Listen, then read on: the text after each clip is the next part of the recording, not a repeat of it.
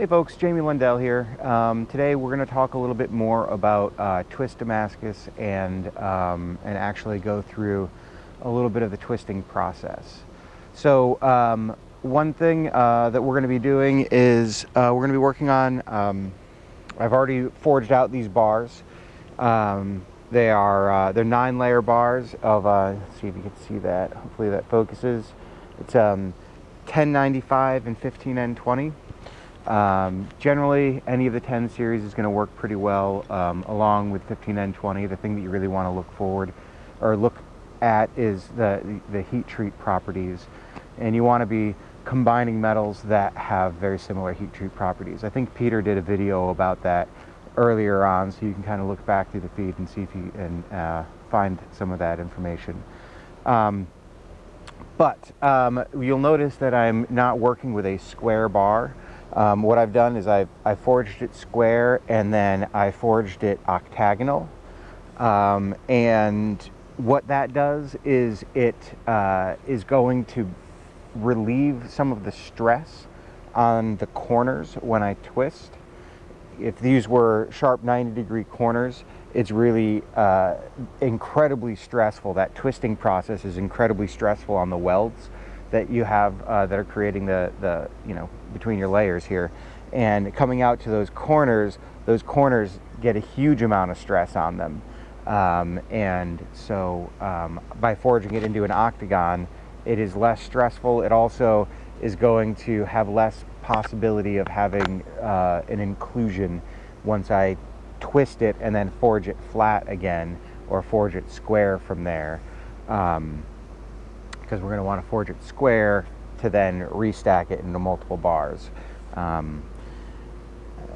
least for the process that I'm going to be doing here. And so I have 2 bars. They are fairly long. You can do your twisting in sections. In general, if you can have the entire bar hot while you twist, it is going to give you a more even twist. That in doing the twisting, what I'm going to do is I have little tabs that I weld on to my ends, and once I have these tabs welded on, what it's going to do, one, it gives me a spot to get some leverage and grab. I don't want to grab completely on the tab. I'm going to grab part on the tab and then part on the bar itself. That way I'm not putting a lot of shearing pressure on the weld joint between the tab and the bar. But then it also gives me a reference. So now I know when this tab is up that I've made a full rotation, because it's easy to kind of get things a little confused. And if you're going to be stacking multiple bars together, you want to have the most even amount of twist that you can, so that you can hopefully get those twists to line up. I mean, and that's a whole nother thing. That has to do with the consistency of your twist. Not only in the number of rotations, but also in the twist density in each area. And so as I go and do this twist, I'm going to switch it from one end being in the forge for one round of twisting, and then the other end for the next round, to hope to get that as even as possible. And when I'm doing those twists, what I'm going to be using, we have so we've got a monkey wrench here with a bar just welded on the end, and that makes it easy to do your twist and help keep things straight, because if you're just pulling from one side, your bar will tend to shift because you're putting more pressure on one side. But here you can keep more control over things.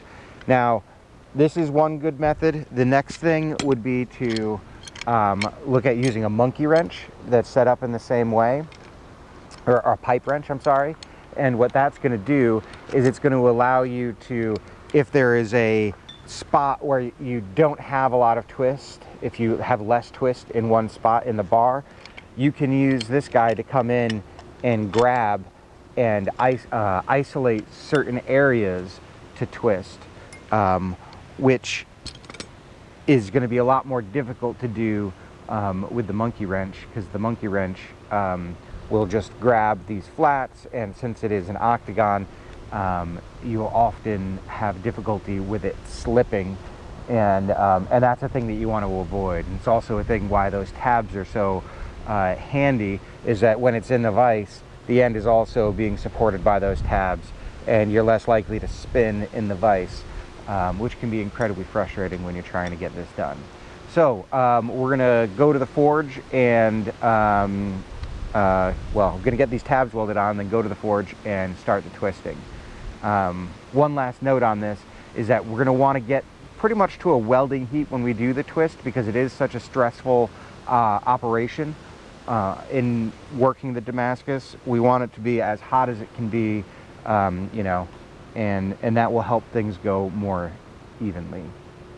So get these tabs welded on and then to the forge.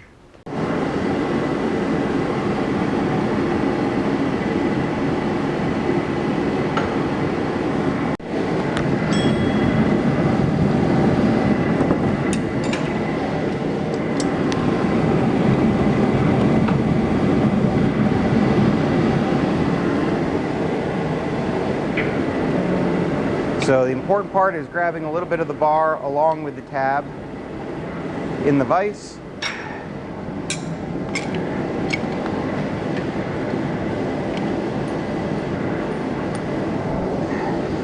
And then count your twists. 1, 2, 3, 4, 5, 6, 7, 8, 9, 10.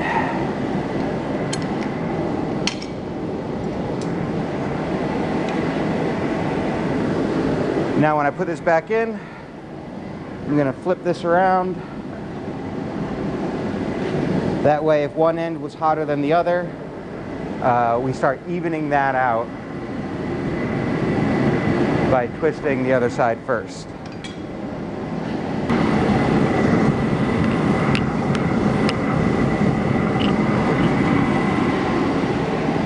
So again, we'll just flip this around.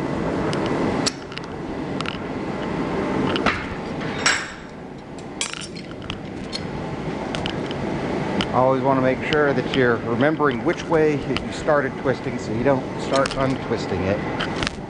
That's 2.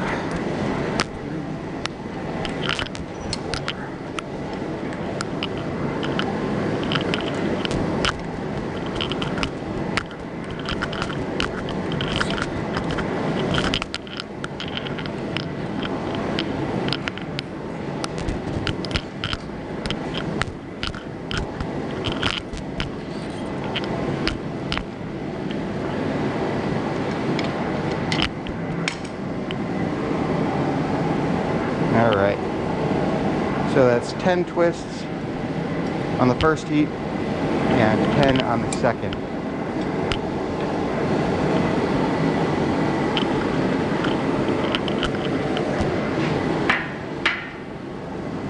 Now you can see the twist density at the ends is much lesser than in the middle. The middle looks pretty even, so we might go ahead and try to do a little bit of isolated twisting, especially on this end here, to try to even things out.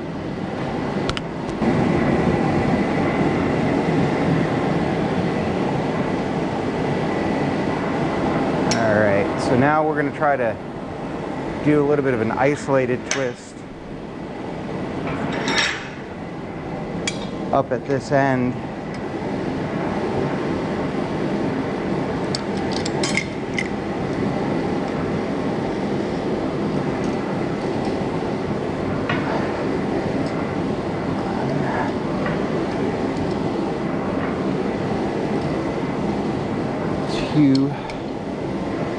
A little bit more. One more round. 3. That's looking pretty consistent. I'll take a quick view. Yep.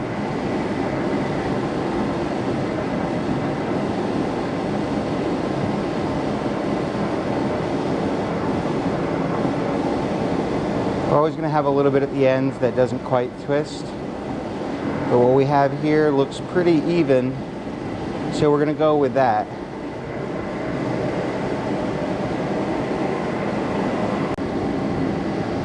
So the important thing at this point is now we're going to do the next twist, and it's really important to remember which way you did your first twist, so your next twist can be opposite of that, and that way they'll pair together nicely.